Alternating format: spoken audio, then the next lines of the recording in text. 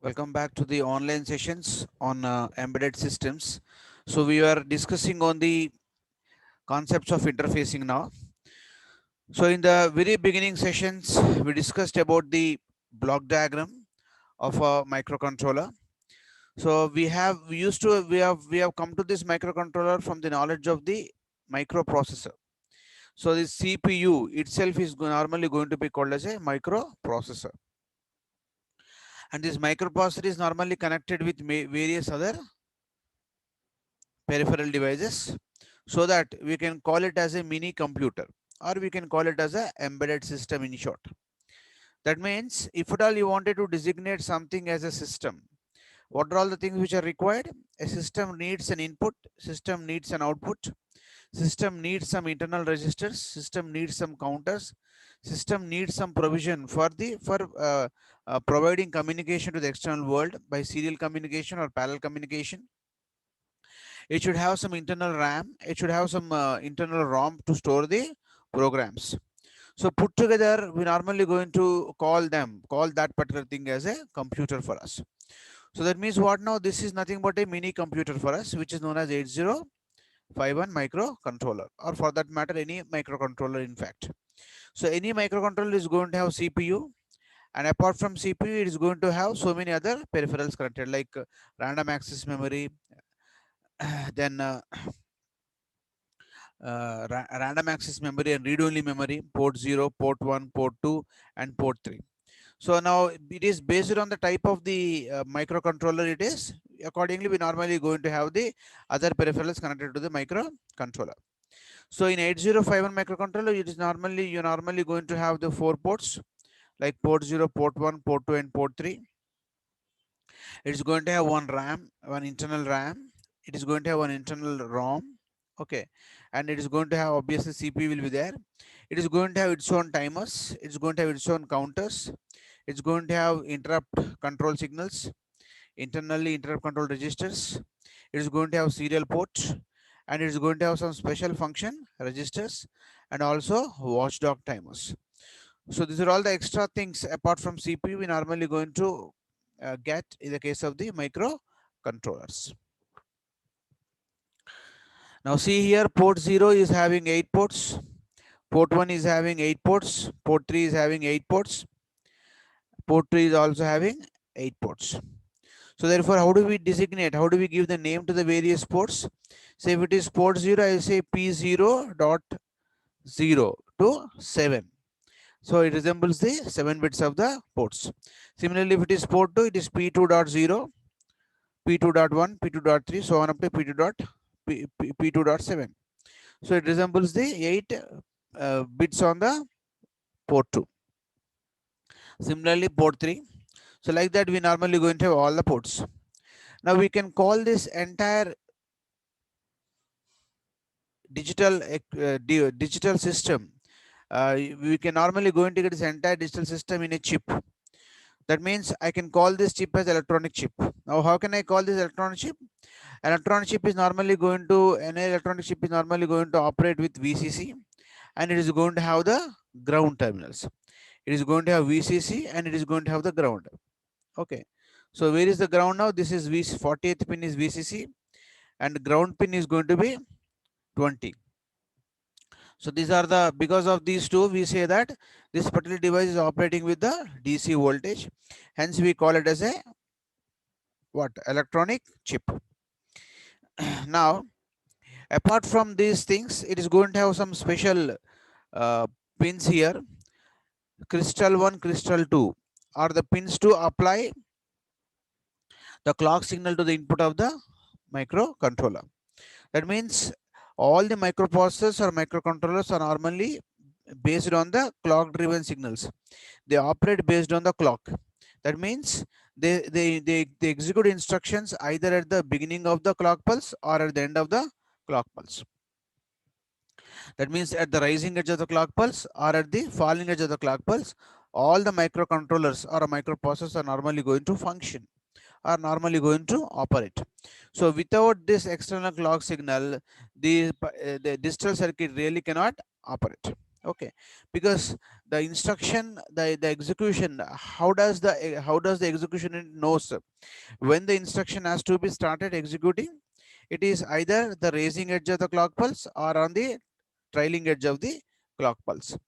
And how does it calculate the rate at which the instructions are going to get executed? It depends on the clock signal we apply to the input of the signal. So therefore, all the digital circuits are going to operate with the clock signal. To provide clock signal, we will provide two crystal input signals.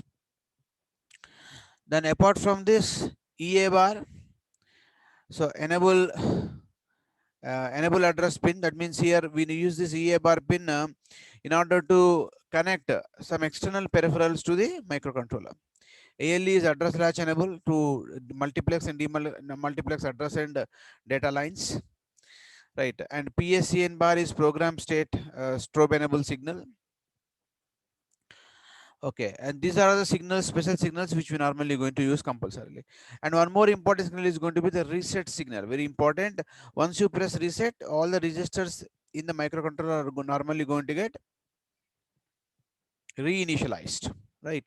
So this is what the block diagram we have seen. And in this, using this block diagram, that means using these things, we normally going to interface the keyboard. We normally interface the keyboard or display units or A to D or D to A converters. So now in the previous session, what we did, by using port 0 and port 1, we have interfaced by using port 0, port 1 and port 2, we have interfaced the keyboard and the display unit, and that block diagram we have seen in the last class. Port 3 we are normally not going to use because port 3 is normally going to contain so many special functions, special signal functions. It supports serial communication, it supports transmission of serial data, reception of serial data, it supports many other special functions. So therefore port 3 more or less not going to be used for input output signal transfers, right? So signal transfer, whenever it is there, we use either port 0, port 1 or port 2, and we don't touch port 3 for signal communication from the external world. So this is the important concept here. So port 3 is used only for transmitting the control signals to various control signals for various operations performed by the microcontrollers.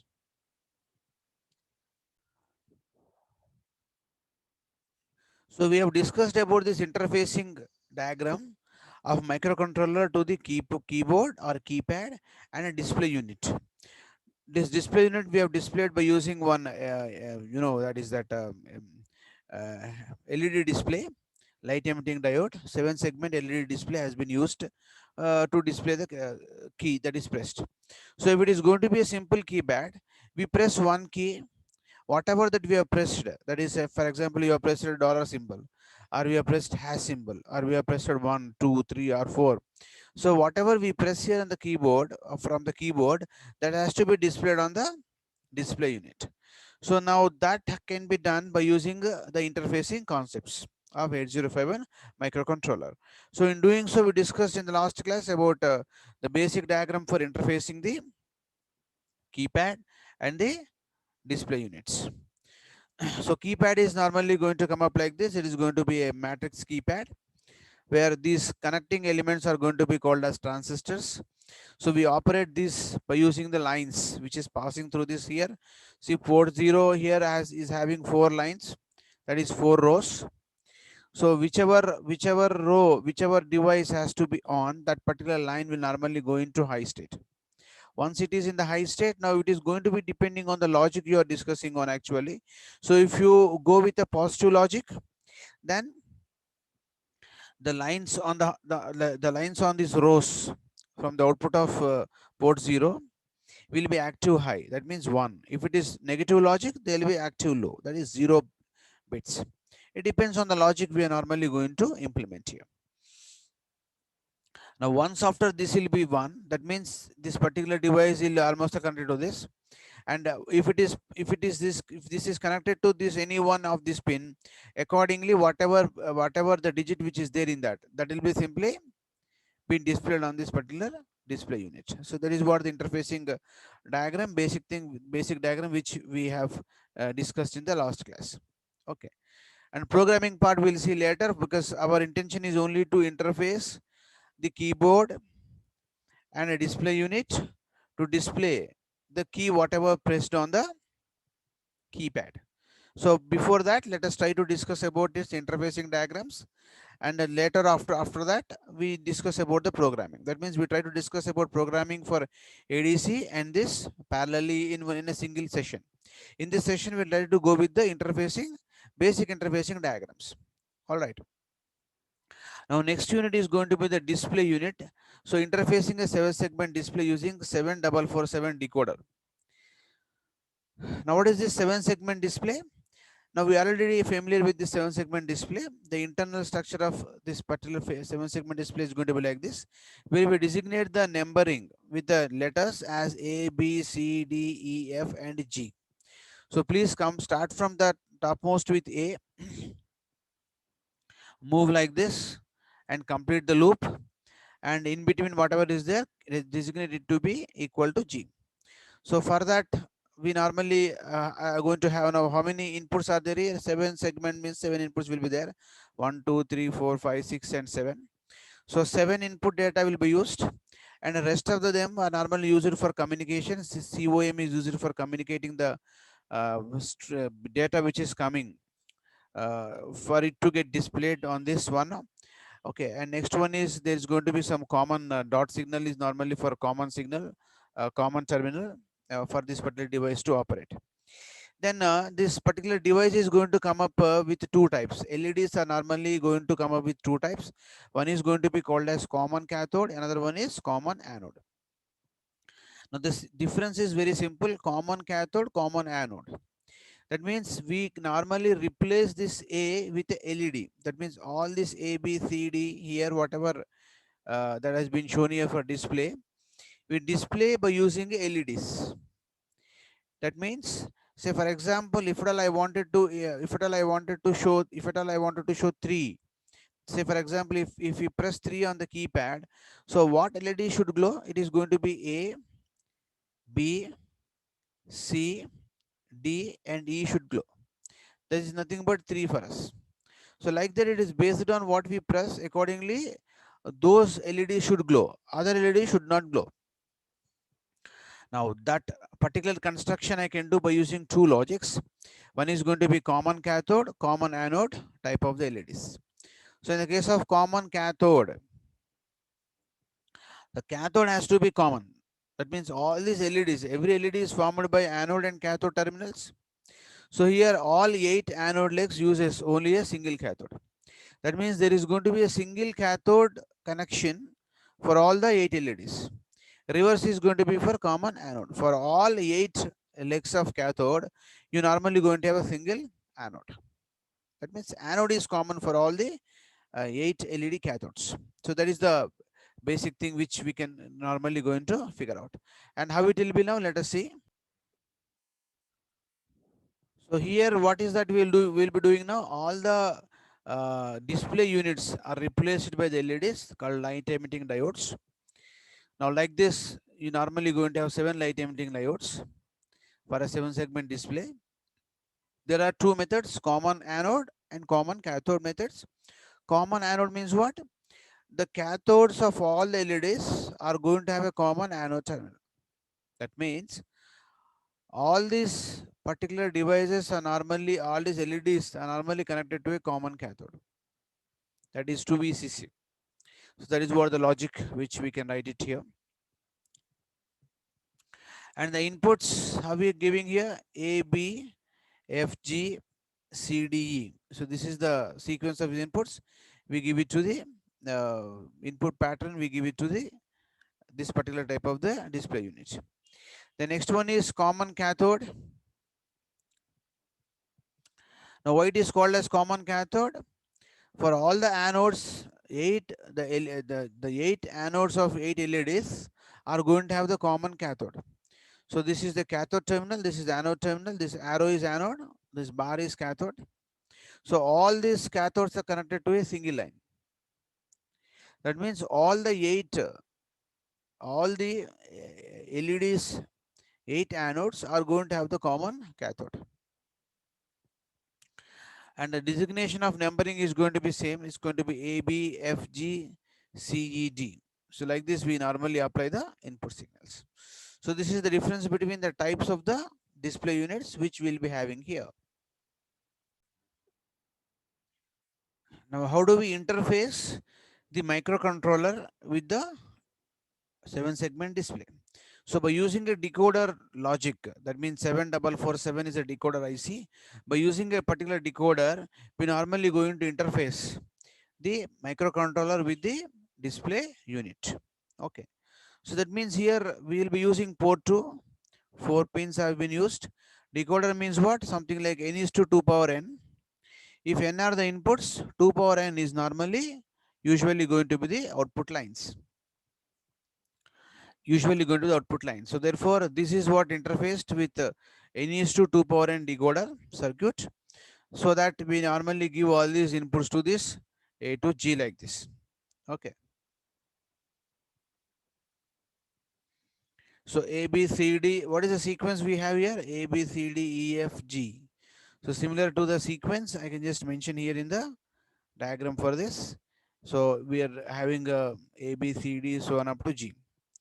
So like this, we are interfacing with the microcontroller. Now this particular circuit is using this particular architecture is using the common anode 7-segment display. In the case of common anode, remember this common terminal.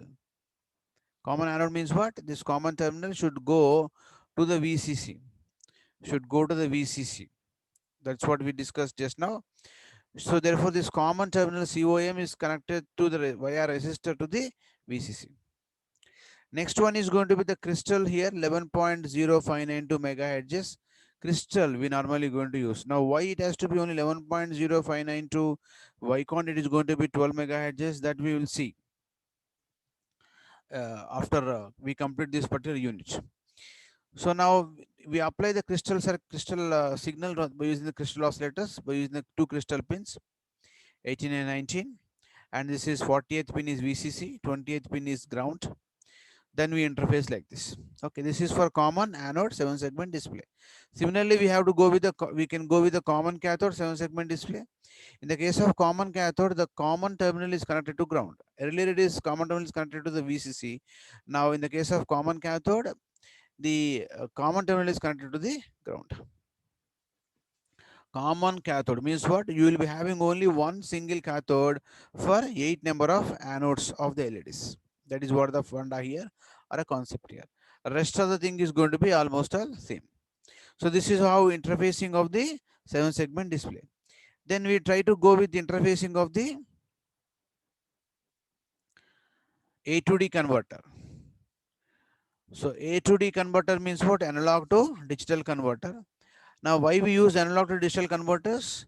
The reason being is simple. We normally prefer these microcontrollers to be used wherever we require some automation. Say for example, temperature sensor. In the today's arena, we are using automatic air conditioners. What is the function of automatic air conditioners now that we have? The function of them is adjusting the temperature of the room, adjusting the airflow of the cool air into the room based on the atmospheric temperature of the room. Similar to temperature sensor, we can use several types of sensors, and the data from the sensors has to be processed by the microcontrollers. In fact, so now that means microcontroller is purely digital device, but the sensor output is always going to be the sensor is going to sense the analog data. So that means the sensor data is always going to be analog in nature. So this analog data has to be converted into the digital before the microcontroller is going to process this analog signals. Okay, that means there are so many types of transducers and sensors which are there in the market, known as temperature sensors, pressure sensors, velocity sensors, humidity, are all going to be analog in nature. Okay. Now the thing is that the beauty of this is what the case of this interfacing here. We use some of the pins of the microcontroller are normally used to connect directly to the interfacing device. Let us see the block diagram of that interfacing device, how it is connected directly. See these pins, port 1 is used. Port 1 is used as the output port, so that this data will be coming into the ADC. So this is ADC, analog to digital converter. Sorry, this is digital data. Something like this port 1 is used as a input port, not output port. Now whatever input going to be analog in nature, here you normally going to have any sensor. We connect a sensor here. This sensor is normally going to give us the data, which is the input to the sensor is going to be analog in nature. Now that is given into this, and this data is normally been transmitted to the microcontroller using this port 1 pins. Okay, so here I am using port 1 as the input port to get the data into the microcontroller. So this DB0 to DB7, what does it mean now? It is known as the data bits from 0 to 7 bits. And apart from this, here directly we are connecting the, see the control signals for chip select. This is chip select is connected to P3.7 directly to this. RD signal, RD signal, RW signal, that means read signal, write signal is directly connected. Interrupt is also directly connected. That means there is no interfacing device in between to deal with these handshake signals. In a microprocessor, we need to have some interfacing devices to deal with this kind of the control signals. But here, there is no such case here. Directly we can connect it to the microcontroller. That is a provision, that is the enhanceability given in the microcontroller than the microprocessor unit. Then obviously there should be a clock signal. We normally go into a clock signal, and this A to D conversion is normally going to get performed based on the reference voltage that we can write as VR by 2 as a reference voltage, and every chip is going to have ground pins, and this is connected to the ground. So this is the basic interfacing diagram for the A to D converter. A to D converter. Okay. So these are all the various diagrams which we have. So what we'll do is in the next session, okay, and before we go to that, one more topic we have called as interrupts. So what the interrupts will do, interrupts are normally going to change the program execution from one place to another place. Right. Now how it is executed, let us see. Say for example, this gray colored boxes are known as program execution units. The program is executing like this main program. At a particular time instance, imagine that there is an interrupt service routine. Then the control simply moves to that location, performs the task, and once again returns back to the place where it has been left over. And it continues. Like that, whenever interrupt has been made, the control goes to that particular interrupt service routine, performs the task, comes back to the previous location of the main program.